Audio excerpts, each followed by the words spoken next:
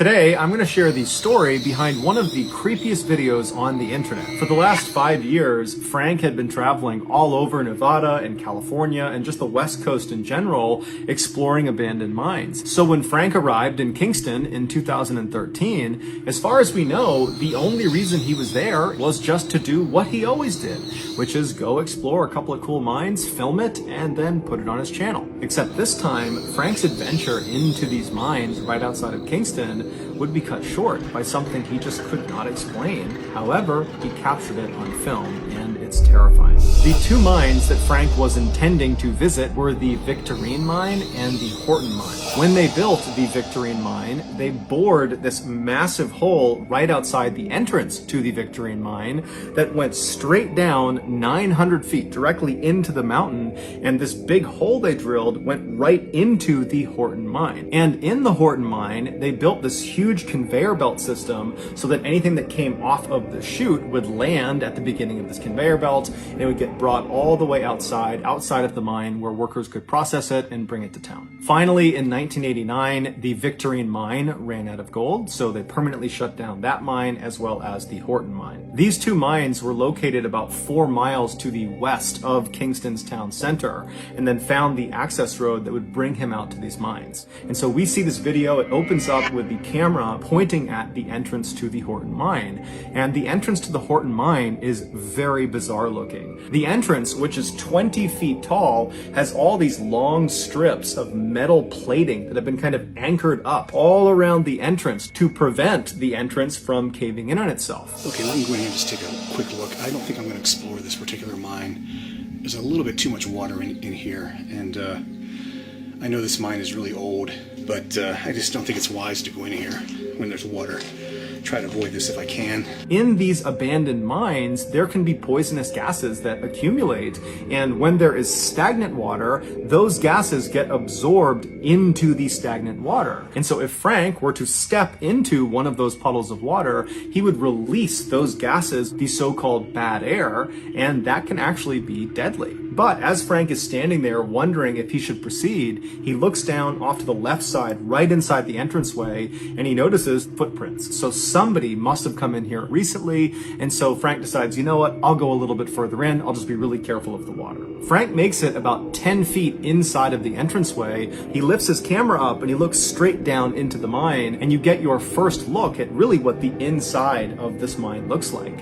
And right away you notice there's this yellow kind of collapsed looking tubing that's hanging down from the ceiling, and that's the old air filtration system. And then when Frank moves maybe another 5 or 10 feet farther into the mine, you see in addition to this air filtration system, there's also all these metal chains that are just kind of dangling from the ceiling, and they're all over the place. And both the tubing and the chains seem to extend all the way into the tunnel out of view. Those chains were previously used to hold up the conveyor belt that stretched the entire distance of this mine, which is 600 feet long. They held that conveyor belt up, which carried all of the ore from the chute out of the mine. He would say on camera that there's just something really off about this mine. Yeah, this looks pretty sketchy. I'll go a few feet further in and check it out, but I think I'm going to pass on this one. And so as Frank is debating whether or not he should continue, just based on this kind of bad vibe he was getting, he looks down and notices there's actually running water now. Before at the entrance it was stagnant, but now he can see the water inside of this mine. It's not stagnant, it's running, and so the risk of breathing in any bad air is pretty much gone. This is one of the creepiest mine tunnels I've ever been in, just because of how dilapidated it is and all these chains hanging down from the overhead, and there's a shot looking down the tunnel. And so Frank makes it to about 100 feet into this mine. He turns the camera and he films back down towards the back of the mine, towards the actual end of the mine. Now at first, you don't see anything unusual. Then Frank pulls his flashlight out and he shines it down the hall. Looking down the tunnel here,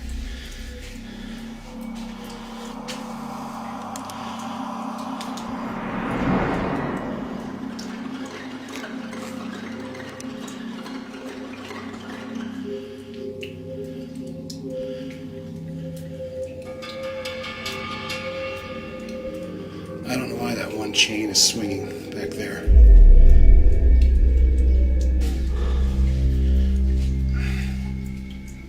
As we saw, Frank's initial reaction to this swinging chain is speechlessness, and then just sort of this weird statement of fact that he's like, I don't know how that chain is swinging. And then after staring at this chain and even zooming in on it, trying to kind of figure out what he's looking at, Frank eventually would just turn off his camera, turn around, and leave very quickly.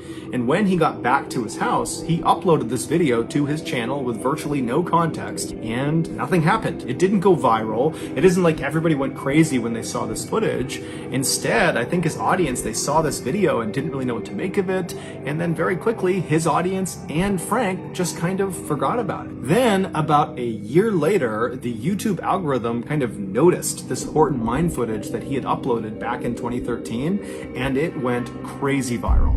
And immediately, this video was put under the microscope by YouTube personalities, by TV personalities. I mean, everybody was just kind of taken aback by this footage. And what was determined fairly early on was the actual video itself was authentic. Frank really did film a swinging chain in the Horton mine in Nevada.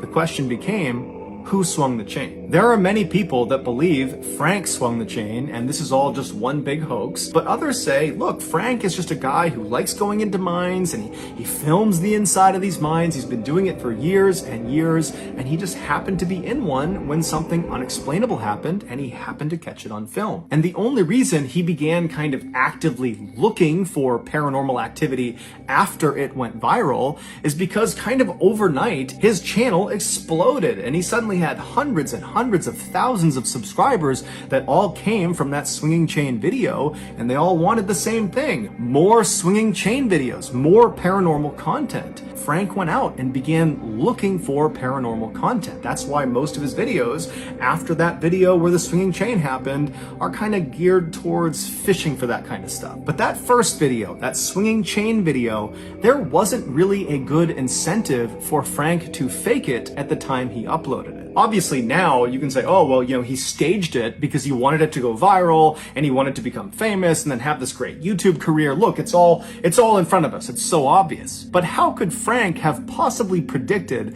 that that video would go viral? Going viral is so hard and it happens so rarely and it's nearly impossible to predict.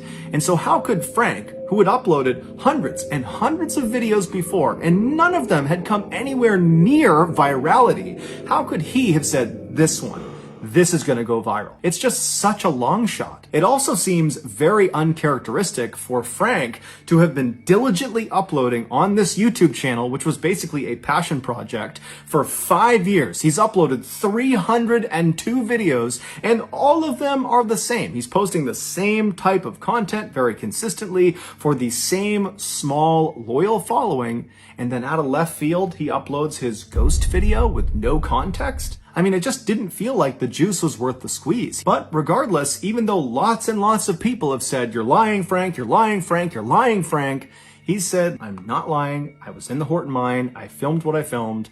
It's up to you what you believe.